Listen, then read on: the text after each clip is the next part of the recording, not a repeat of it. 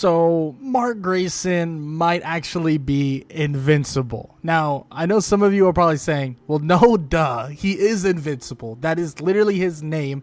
That's what he goes by. His name is Invincible. That is invincible. But I mean in a technical term. We kind of had this whole running gag that Mark isn't actually invincible, that he's not really going to just never die, right? Like, he has ran into people and got his absolute you-know-what beat in. So you guys are probably like, he's not invincible. Let's just be completely clear about this. He's not. But honestly, maybe he is. Well, sort of. And the reason why I bring this up is the amount of times he goes into fights and fights certain people that he should 100% either lose or die in general. I mean, the fact is, there's so many times that Mark Grayson goes into a fight underprepared, underwhelmed, or him being underwhelming itself, underpowered, underprepared, everything you can think of. He goes into the fight and he gets beaten down to an absolute pulp. But the thing is, somehow he comes out alive. And frankly, it makes you think that maybe the name Invincible isn't that far-fetched. Now, let's talk about some times where he gets smacked up and somehow survives because of either plot armor, or in my eyes, what makes him actually invincible, because I guess plot armor is what makes him invincible. Now, first off, I want to talk about the first time we see Battle Beast, where we have Battle Beast and many other villains take on Mark, take on the new Guardians, and it's frankly a funny, very funny fight because they get beat senseless. You're thinking, oh, well, Invincible or Mark's gonna get some help here, right? We finally got the new Guardians showing up. They talking about how they gonna whoop some ass and they're gonna come in and help out and do this and do that. But nah, they don't help one freaking bit. And Battle Beast and the others, well, in my opinion, mostly Battle Beast puts the absolute pause on these people, beating them absolutely senseless. Every last one of them. It doesn't matter how strong, it doesn't matter how weak, it doesn't matter who you are. Battle Beast got something for you, and Battle Beast just destroys them, absolutely obliterates them, to the point where he sees it as if they're not even really worth his time. He has a bloodied, beaten, and borderline almost dead Mark Grayson, and obviously he beat like even Monster Girl and other absolute powerhouses, quote unquote, on the team, or quote unquote in the hero society they live in, and they're all on the ground, bloodied, beaten, and destroyed, like beaten to a pulp. And you know what makes Mark invincible in this moment, like literally invincible, is the fact that Battle Beast looks around and thinks to himself, wait a minute, this is kind of boring. There's no point, and there's no solace, there's no fun, there's nothing that I get out of killing these people. So I'm gonna head out. And he just dips through a portal.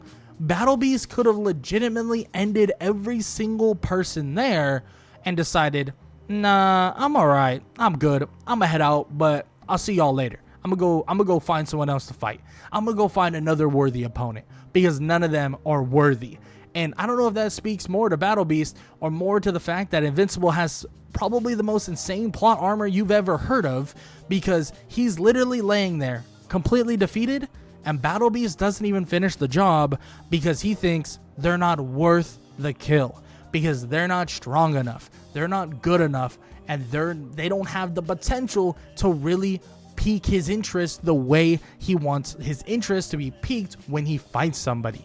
And honestly, this right here made me absolutely fall in love with the character Battle Beast, because I love me a character who's all about scrapping. All he's about is fighting. He just wants to throw these mitts. He just wants to throw these hands at all costs, and he does not care. But let me stop yapping about Battle Beast. This is just one example, really, of Mark being quote-unquote invincible. Well, like I said, sort of. But let's talk about Omni-Man. Every single other universe, every last one of them, you have Mark Grayson or Invincible turn over to the side of Omni-Man and join the Viltram Empire or take over Earth in general. But this universe, the one we live in, the one we're watching, we see Omni-Man scrap with his son, Invincible, or Mark Grayson, who, by the way, there's just no way Omni-Man doesn't just outclass Mark by a million miles at this point. Mark's not that strong, at least in comparison to Omni-Man. He's not trained that well. He doesn't have the fisticuffs the way he does. So the fact is, he's going to get absolutely beat senseless. But the fact that after all of this, after getting beat down to the ground, after Omni-Man teaches him a lesson, after he stands over him and asks Mark, what is 17 more years? What will you have after 500 years, right? He asks him these questions and he gets hit with a whole smack of that talk no jutsu, and Invincible hits him with the, I'll have you, Dad. I'll have you. And it's like, dude, there's no way that's going to work, but then it works. It's insane to watch because Omni-Man had him on the brink of just seeing, the afterlife. Omni-Man had him up and out of there because at the end of the day, Omni-Man outclassed him by a million miles, and Mark really had no chance in this fight. And this version of Mark Grayson would have never flipped sides to Omni-Man, would have never flipped sides to the Viltram Empire. So the fact is that Omni-Man just full on dipping and leaving Mark there, to get help and whatever, and just leaving the planet in general is a insane idea, an insane thought. Because how do you get to that point? How do you convince your father, whose whole mission was to be here for your birth, be here to teach you the Viltram ways, and to be here to convert this whole planet, but you convinced him to leave everybody safe and alive and to leave the planet for now, but the idea was forever, right? Just leave and don't come back. And that's what he did by doing what he did, right? He kind of stood up to him in a way and made him really see that human side. Mark literally made Omni-Man feel his human side. The human side that literally doesn't exist. I mean, he's not half human, but he made him feel like he was a human, which is a pretty damn impressive thing for him to do, and a pretty damn impressive thing to get through to your father, whose whole mission was to raise you until you were older and turn you into the Viltramite that you were destined to be. And after getting beaten senseless, he's left alive, just like with Battle Beast, but this time around Omni-Man left because of, having human-like feelings. But what else occurs that makes me feel like Invincible really is, or Mark Grayson really is invincible? Well, what about that time that they go to Thraxa and they have countless numbers of different Viltramites that they have to take on, and Invincible fights alongside Omni-Man against Viltramites. And basically Nolan is telling him, you gotta take this fight seriously. You gotta fight like you're trying to kill them, because they're trying to kill you. And this is kind of hilarious to watch and awesome to watch at the same time. Because don't get me wrong, watching this, literally watching this, I thought, oh my, this is so epic. This is so awesome. But when you sit back and you think about it, it's like, how did this kind of talk no jutsu from Nolan convince Mark that he was now a master martial artist? He starts beating the heck out of Viltramites that are hundreds of years old or so and have hundreds of years of training / fighting combat experience. And he has none of that. All he has is his raw strength and the hope and ability that he can possibly use anything in his arsenal. Because at the end of the day, Mark doesn't have any specialized training. Mark doesn't have any I can throw hands and I have all this versions of martial arts. I can do karate. I can do kickboxing. I can do wrestling. He doesn't have any of it. He doesn't have anything.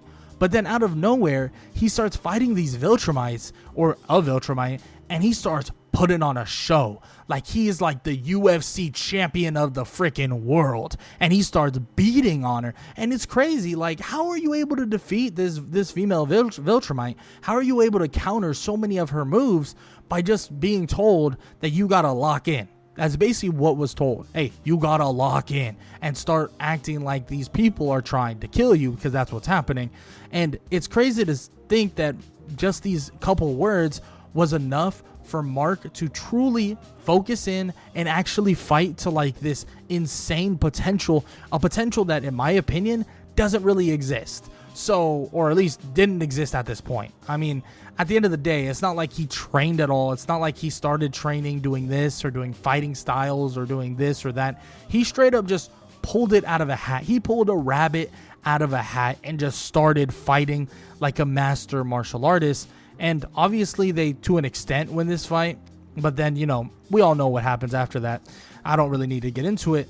But it still leads to Mark not being executed, being told that he's going to be given another chance to go back to Earth to get it ready for the arrival of the Viltrum Empire and all of these things, blah, blah, blah, blah, blah. Literally, these are all the things that still happen and continue to happen, and he keeps getting another chance, every last little chance. And it even gets pointed out that they're basically giving him another opportunity and they're giving him another chance, which is kind of wild, and it just adds to the idea that he really is invincible. Like, the plot armor that he has makes him literally invincible. And it's just continues on even more. I mean, we could talk about Anissa's first arrival. The fact that she was there not to actually kill him, but to actually just convince him. Like, that's the whole reason why she was there in the first place. To just convince Mark to basically do what they ask. Convince Mark to actually do things the way they said, or the way she and many other Viltrumites want him to do certain things. And does she beat him into submission to an extent? Yes, of course. But she just lets him go. Doesn't hurt him further, doesn't try to kill him, and even kind of says, like, I don't want to, like, you know, end your girlfriend at that moment, which was Amber, which, you know, I don't want to talk about Amber very much, but we basically see her threaten and then fight him, defeat him, and show that she's so much stronger, and tells him, like, this is close to your end of plot armor. Like, this is going to be the end of your plot armor. You either submit and you basically get everything prepared for the Viltrum Empire, or if not, we're going to send somebody here a lot worse. And we're not even going to get to that point just yet, because we got another point to talk about before then, because there's another time where we see Mark go through absolute hell and somehow get saved once again from his invincibility. And, well, that's when he fights through dimension after dimension against Angstrom Levy. I mean, at the end of the day, he has shown capabilities against Angstrom, and he was really beating him, right? And he was getting sent to different dimension after dimension, getting softened up, but eventually they go one-on-one in this specific dimension. They go one-on-one and they clash, and Mark loses control. And after losing control, he ends Angstrom, or at least thinks he ends Angstrom. And after he thinks he ends him, he begins to freak out, thinking like, what am I going to do? I just ended the only person that can get me out of here. I just ended the only person that can truly let me go home. And you know what makes him even more invincible? That sweet, sweet plot armor. Because a portal would eventually open up, and it's the future guardians of the globe. And it's Adam, Eve, it's Rex, or which it's really robot, you know. It is, he took on the name of Rex, but you know, all that stuff. But yeah, they're here. And it took them like tons of time to actually figure out where he was. And they finally came, they traveled through time, and they saved him, bringing him back home. And if that doesn't make him have some insane plot armor, borderline making him invincible, then I don't know what is. I don't know what is. Because frankly, the fact that he was basically told that he went missing for countless years, decades almost, or if not decades, then I don't know how you would even come to the conclusion that this guy might just be flat out invincible. Like how you couldn't come to that conclusion that he might just be flat out invincible. The invincibility of this plot armor goes absolutely crazy. I mean, he straight up gets trapped here and he's like, well, I'm dead. Like, it's over, guys. Like, I'm done. I can't do anything. I can't get out. And guess what? Adam Eve from the future here to save you. Like, don't get me wrong, I don't think that's a bad plot point. I don't think it's bad that it happened, and I'm not mad that they went in that direction, but it's just more proof that this dude is borderline invincible. Now, let's go on to the Invincible War and then the arrival of Conquest. Because obviously the Invincible War, it's a pretty brutal thing. And I think it's pretty obvious that Mark would stand a decent chance against these Invincibles because of all the training he did, because of all the preparation. But the real person that he shows some insane invincibility is Conquest. I mean, at the end of the day, he's one of the strongest Viltramites out there, one of the strongest Viltramites to ever exist. And the fact is, Conquest allowed this guy Mark to live for so long, played with him, toyed with him, messed with him, and then he got caught lacking. And that's the reality of it. But yes, plot armor saved him. And honestly, Conquest basically gave Mark plot armor on a silver freaking platter. I mean, literally was toying with him. Even said, I'm just messing with you. To this extent, I was just playing around and doing this and doing that. But oh my goodness, what is happening? The fact that Conquest could have easily beaten Mark at any point, but then didn't, and then got caught by a giant beam from Adam Eve, who just awakened and, you know, kind of broke the limiters of her powers, and then got his head smashed in by Mark. It's insane to think that there are so many, and probably even more that I missed, and I would love to hear in the comment section below the ones that I missed. But there's so many examples of Mark literally having invincibility, or Mark really being invincible. Well, sort of. Now, with all that said, I hope you guys enjoyed the video. If you did, please leave a like, leave a sub, and leave a comment down below. Like I said, please leave any examples you have maybe that I left out in the comment section below. But as always, if you did enjoy this video, YouTube believes you'll enjoy this one, so might as well go check it out.